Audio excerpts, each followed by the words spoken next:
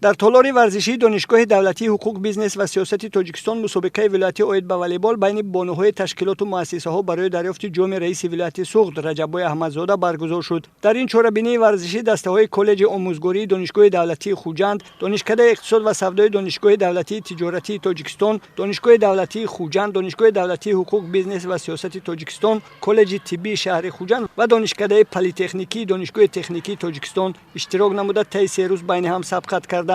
این چهاربینی ورزشی با تشبث مقامات اجرایی حاکمیت دولتی ولایت سوخت با مقصد جلب بانوها به ورزش و ترغیب طرز حیات سالم در جامعه راه اندازی کرده شد تا من بعد بانوها به ورزش شوق و هوس پیدا نموده بیشتر در مسابقه ها اشتراک نمایند.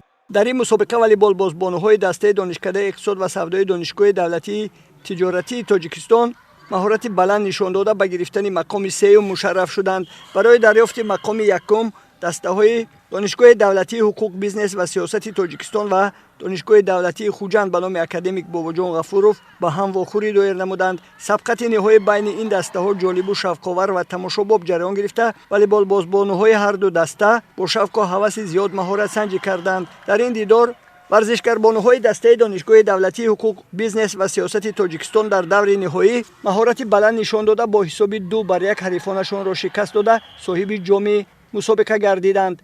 با غالبان و جایزه‌داران این چهاربینی ورزشی ولایتی مدال افتخارنامه، تحفه‌ها و جام رئیس ولایت سوخت در فضای تنتنوی تقدیم کرده شدند.